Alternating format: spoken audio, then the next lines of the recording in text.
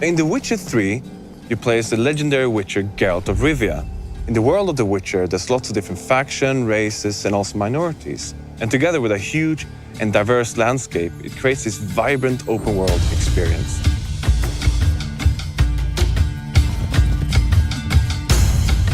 Witchers are outcasts. They're mutants, itinerant monster hunters who roam the world, hunting down and killing monsters, often for meager pay. Children destined to be witchers are taken from their parents and enter witcher schools. And the training there is grueling. And it ends with a series of mutations that impart the special abilities, the accelerated reflexes that render witchers uniquely suited to hunting down and killing monsters.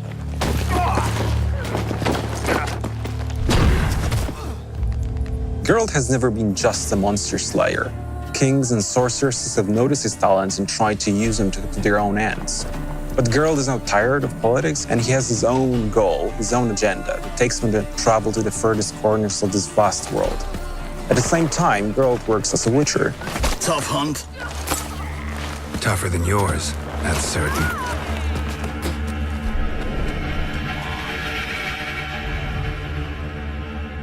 Monsters within the world are blend from legends: Norse, Western, Slavic.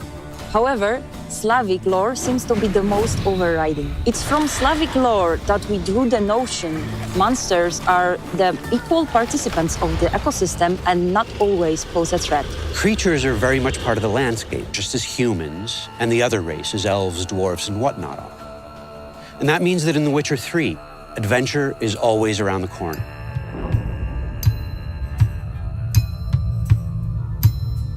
Well, the world of The Witcher 3 is actually 35 times bigger than the one presented in The Witcher 2. And has a huge diversity of different areas. You have the swampy, murky place of no man's land where there's a danger around every corner, to the harsh climate of the Skellige Islands, where there's strong and proud people living there.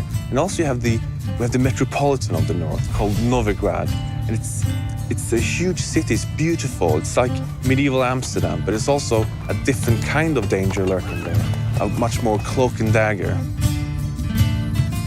What distinguishes the world of The Witcher is that it takes things fantastic and it grounds them, renders them believable, places them in mature context.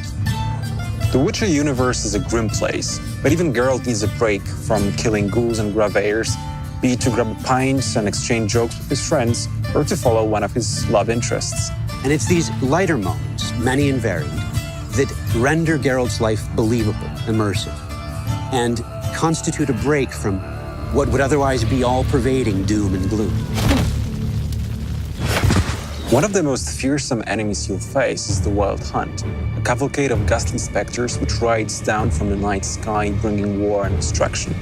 Based on European legends and folklore, the Wild Hunt is also an inherent part of the Witcher universe, so it's not just a random boss we pull out of a hat and place at the end of the corridor. In The Witcher 3, the Wild Hunt will take center stage and come right at you. It's as much the stuff of fairy tales that children tell each other as it is a force that comes in the night, in the deep of winter, to annihilate an entire village.